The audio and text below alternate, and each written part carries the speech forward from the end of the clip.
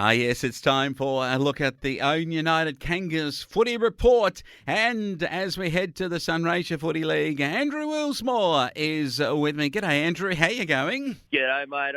I'm back off me deathbed. You couldn't get rid of me that easily, so up and firing on all 7 cylinders. 7 of them. Sounds like one of your tractors out on the farm, one of the ones out the back shed that needs fixing, Andrew. Yes, it did just go past.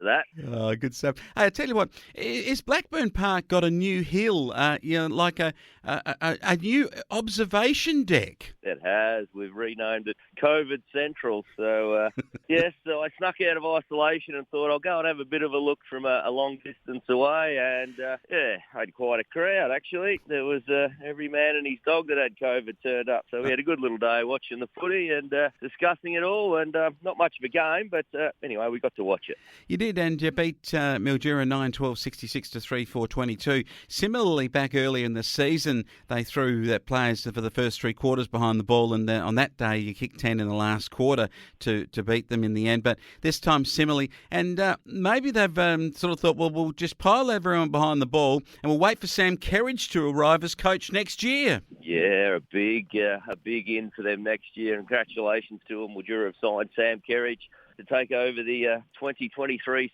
senior coaching role. So he'll be a very, very welcome addition. Great player. He's a local lad in the area, and I assume he's bringing a carload with him. So, that's excellent news for the Sunraysia Footy League. Yeah, good stuff. He's been playing with Alexandra down there in what was the old Upper Goulburn, but then become Division 2 of the Yarra Valley Mountain District, and now in the Outer East. Massive competition that has become. Having a look at your game, though, and Jamal Daly, that was very good in your win. It was a slogfest to 3-quarter time, but he stood tall with a couple of goals. Jack got a couple. He kicked 7 last time these two sides met. Kane and Dallas, also Kane Stevens and Dallas Wilsmore, both leading the way with 2 goals apiece. Yeah, it was just one of them games. We fully expected it. They threw everybody behind the footy, which if I was their coach, that's exactly what I would have done. First quarter, it bucketed rain. I think it was 1-1 to 1-3 at quarter time, and it didn't get a lot better than that for the next couple of quarters. So, yeah, it is what it is. We got through with no injuries.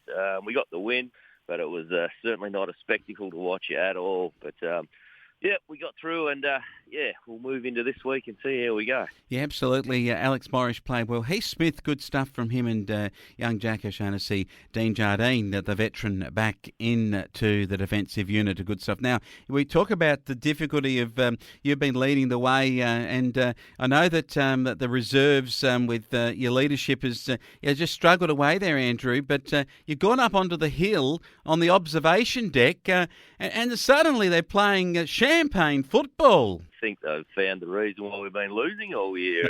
They got rid of me, got the dead wood out of the road, and brought in a new coaching panel, and instant success. So the boys had a huge win, really.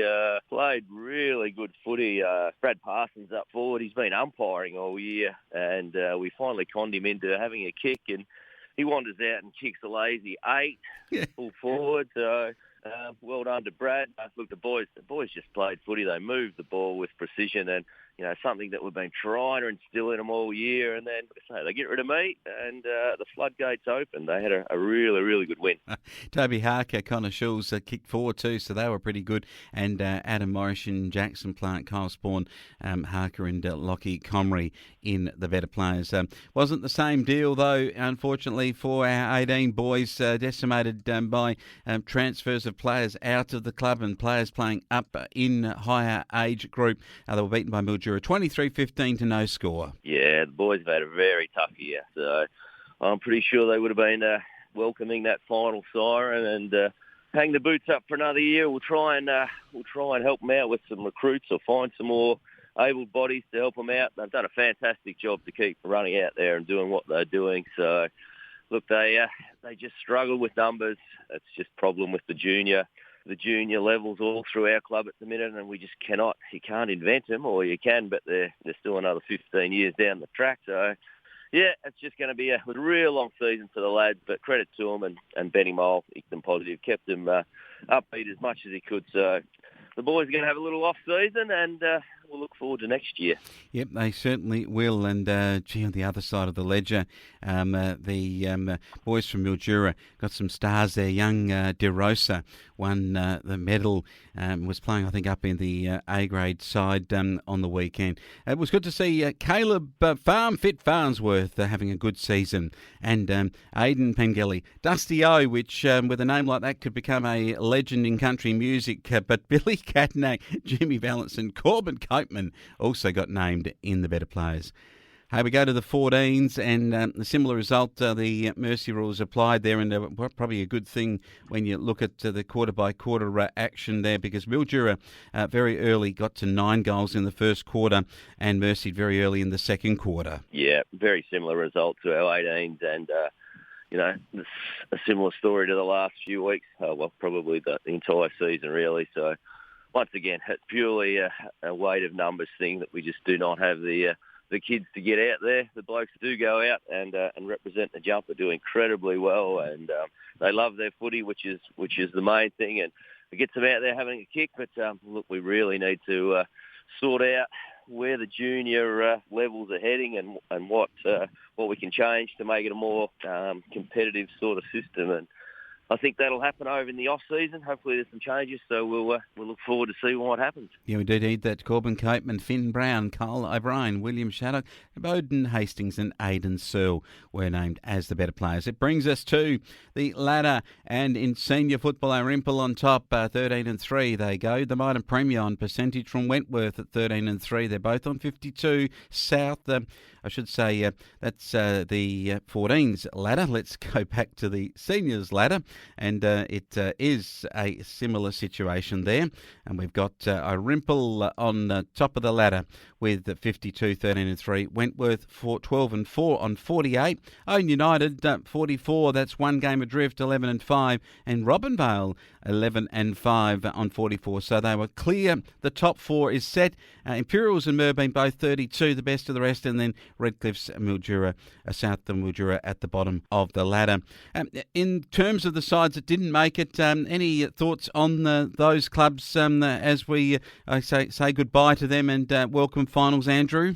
I think some of them got off to a slow start. There was certainly some improvement during the year. So, yeah, look, the Merbeins, the Redcliffes, they all got up and won a few games and started to play really good footy towards the end. So there's plenty of positives there that they can take forward into next year. Obviously, recruiters are in overdrive at the minute, going out and trying to find players to add to their lists and coaches and whatnot. So I don't think that clubs will be in that bottom half for too long. No. Competitive competition. So go out and find some players to add to your list with some juniors coming through. So look, it's going to be a cracking final series, that's for sure. It's a bit hard to pick at the minute, but yeah, everyone's looking forward to it. I reckon Arimple on a Saturday in the qualifying final, they come up at Merbeins Kenny Park against Wentworth.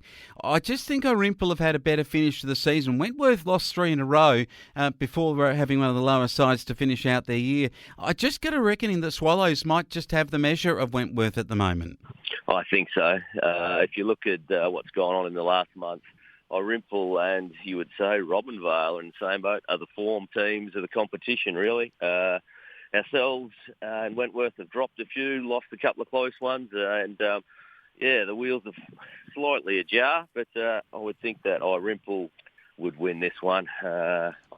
I think that they'll get the job done for sure. Yeah, okay. Now looking at the teams for the big one, this is a Sunday clash. It's at Redcliffe's and it's a big one between the Ouyen United Kangas and Robinvale Euston. Last time they met, it was Robinvale Euston coming home in the last quarter after Ouyen United controlled the game at Robinvale, and now you get another dip at them on a neutral venue. It's a massive side, probably your best. I noticed that these two Jardines are back in the back pockets together. I mean, those back pockets must be bulging. Yeah, the two Jardine boys. They're a fourth individually, but they're a tsunami when you put them together, the lads. So they're going to go back there with Timmy Gloucester's back in. We've got some really good ins. Brad Vallant, Timmy Gloucester will go back to full back and get the job on Johnson.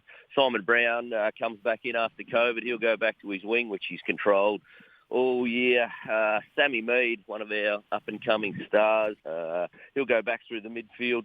Young Joel Gross, who's had an awesome season, had a little bit of a niggle, had a week off. He'll go back onto the other wing, so he'll give us some run and some precise ball movement. So we've certainly got some big ins. We've got an extended bench at the minute of 8. There's another bit of a run and a team meeting Saturday morning to decide the final 4. It's certainly not set. The 8 that are looking at getting a game certainly all deserve a crack at it. They've been there all year, and there's going to be some disappointed lads. I'm still not sure who's going to be in. We're trying to get a look at Robinvale's team, and we'll go with some best matchups at who we think can get the job done on Sunday. So yeah, it's still undecided. We'll go with what we think will win. We're coming off an 8-day break, which will be thoroughly enjoyed, and we'll see how we go on Sunday. But we do have a reasonable team to pick from. Yeah, that's good. Injuries through the season have meant that very rarely have you not had the same side. In fact, you've probably made 4 changes, maybe even 5 or 6 changes most weeks. So this is good, a good opportunity. And I think Gregson plays, doesn't he? He'll be on the half-forward line. Yeah, I think he's named in a pocket next to Dell. So yeah, everyone that's available, other than our 2 long-term injuries in Benny Mole and Liam Munro, they're both out due to season-ending injuries. But the rest, we have a full list to pick from. So we haven't had it all year really, and it's very timely that it's now that we have so many to choose from. So everybody that's in will be in, and look, it's only up to us what goes on from here. Hopefully we'll control the footy, deny them the ball. They'll come out and be aggressive as they do. They're a very aggressive unit, and we'll have to stand up to that, weather the storm, and just control the footy and see how we go. And it is going to be a massive game when the Ouyen United Kangas on the Sunday come out against Robinvale Euston at Redcliffs. What a game it'll be. Andrew Wilsmore's back to full health. There'll be barking instructions from the sideline too. It'll be great to have him back after a season or a week on the hill. And we'll catch up with you next week for your comments on Ouyen United Kangas, Andrew. Cheers, mate. I'll talk to you next week with the good news.